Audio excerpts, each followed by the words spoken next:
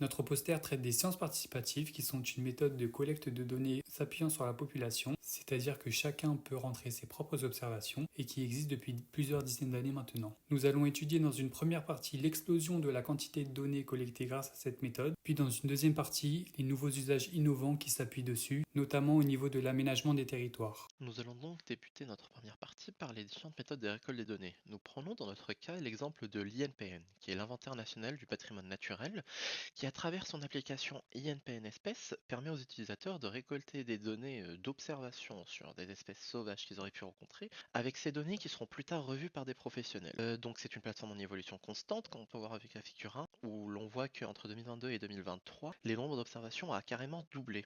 Donc à quoi servent ces observations? Elles permettent notamment la détection précoce de nouvelles espèces envahissantes, comme dans le cas de la figure 2 de la route du citronnier, ou la redécouverte d'espèces disparues. Pour ce qui est de l'international, on retrouve plusieurs autres exemples, comme celui pris de l'Inde ou du Bhoutan.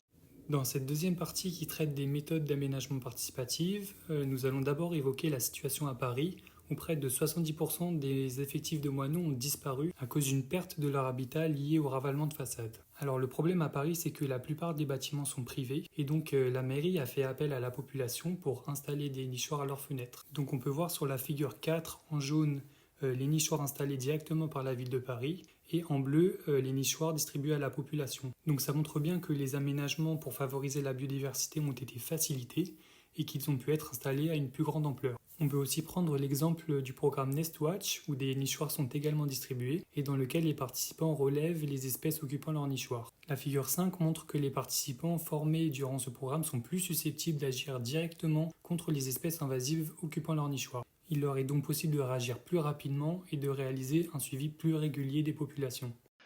Pour conclure, les sciences participatives ont ainsi le potentiel de faciliter la collecte ainsi que la diffusion de données à très grande échelle, et que grâce à l'engagement de la population, nous pouvons gérer les écosystèmes de manière plus ciblée et plus économique. Alliant à cela le soutien de spécialistes qui permettraient de vérifier la fiabilité des données et de veiller au bon entretien des aménagements, la participation citoyenne ouvre donc la voie à de nouvelles opportunités pour renforcer la résilience de nos écosystèmes.